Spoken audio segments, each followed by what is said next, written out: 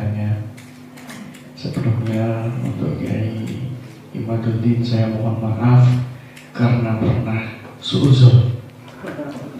Sekali lagi saya mohon maaf pernah suuzon karena saya ini sering jelajah di dunia medsos dan saya tahu dari kecil itu bahwasanya Habib itu ya keturunan Nabi.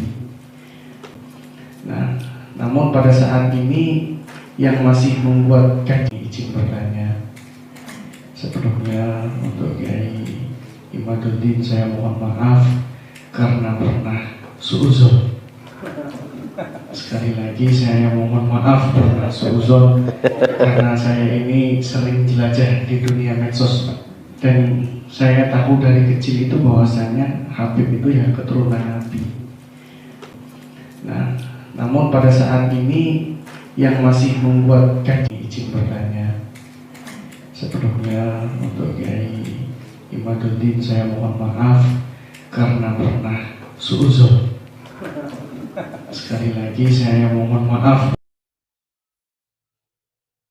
Alhamdulillah, dengan pendekatan yang lembut oleh Kiai Imaduddin Al-Bantani, bukan dengan ceramah menggebu-gebu teriak-teriak kasar mata melotot oleh para Habib-Habib Balawer, akhirnya banyak muhibin berbondong-bondong minta maaf pada Kiai Imaduddin Al-Bantani karena selama ini telah suuzon, tapi sekarang sadar bahwa tesis Kiai Imaduddin Al-Bantani lah yang benar, sekaligus mengakui bahwa Habib-Habib Balawir bukanlah duriah Nabi. Malah menurut hasil tes DNA, mereka itu keturunan Yahudi Askenazi. Izin bertanya. Sebelumnya untuk Kiai Imaduddin saya mohon maaf karena pernah suuzon.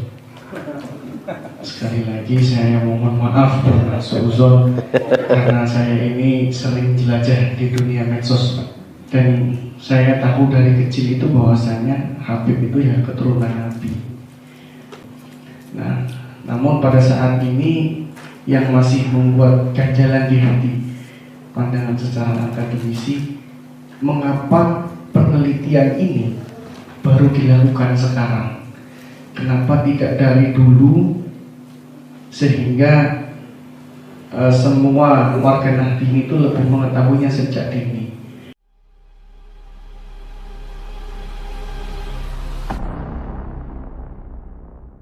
Kemudian dari Kang Erwan, mohon maaf pernah suudon, saya maafkan Kang Erwan. Dan saya itu sudah komitmen tidak akan marah pada siapapun mencaci saya, termasuk pada habaib. Tidak ada itu nanti saya tuntut mereka itu. Orang saya aja kalau digituin marah nih.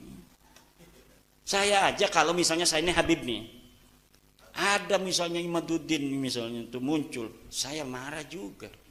Sebelum nanti saya sadar, dan saya doakan mudah-mudahan habaib semuanya sadar juga bahwa ini kita ini bukan benci. Kalau benci dari dulu saya tidak mengisbat Ba'lawi.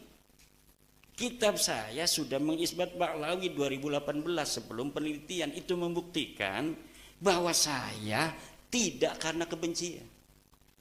Nah, ketika saya membaca, meneliti, menelusuri, ada kesimpulan lain, wajib saya harus menyampaikan. La yajuzu lil alimi kitmanu ilmihi fi hadzal bab. Tidak boleh kita menyembunyikan ilmu. Makanya saya sudah memaafkan. Termasuk pada yang ngancam segala saya maafkan. Ini adalah konsekuensi. Kalau kita tidak memaafkan berarti kita dari hawa nafsu. Udah jelas sesuatu yang akan kita bawa ini akan banyak menolak. Akan banyak yang mengumpat. Akan banyak yang mencela. Kok kitanya tidak siap untuk dicela? Bahkan akan menuntut orang mencela. Dia mah tidak salah, mencela itu karena kamu membawa sesuatu yang berbeda. Walaupun kebenaran itu pasti akan membawa sesuatu hal yang tidak mengenakan bagi orang-orang terkait, baik bagi Ba'lawinya maupun bagi orang-orang yang mencintainya. Tetapi kalau tidak disampaikan, tidak diberitahu, kita salah membiarkan orang dalam kesesatan. Banyak yang dirugikan juga saudara kita, banyak yang didawir. Tuh, kemudian mengapa baru sekarang? Iya, karena baru sekarang aku dapatkan bukti-buktinya. Oh, tidak dari dulu. Nggak enak suaranya ya. Ya itu saya bingung kan, kenapa baru sekarang? Ya kayak sekarang taunya gimana sih? Kenapa baru sekarang? Kenapa enggak dulu? Ya dulu mah tugasnya Yai Hasyim Asy'ari. Tapi tidak ada alasan Mbak Yai Hasyim Asy'ari meneliti nasab habaib. Kenapa? Habaibnya masih bagus-bagus. Ngapain orang ngaku cucu Nabi, orangnya soleh, orangnya alim, kita curiga? Nggak ada alasan. Lah kalau sekarang kita ada orang ngaku cucu Nabi, susah caci maki, tidak seperti Rasul. Ngaku cucu Nabi, suka ngerampas akuarium orang. Ngaku cucu Nabi, minta istri orang. Ngaku cucu Nabi, flexing, nggak malu-malu. Ngaku cucu Nabi menampakkan kemewahan duniawi. Ngaku cucu Nabi joget-joget melulu. Hayya hayya. Udah itu tidak sah jadi wali nikahnya, kata saya itu. Seluruh habaib tidak sah jadi wali nikah. Jadi saksi nikah. Kecuali ada kiai yang lain duduk 2 orang. Kalau cuma habaib 2 orang tidak sah itu nikah. Kenapa? Ya karena nggak ada muru'ah.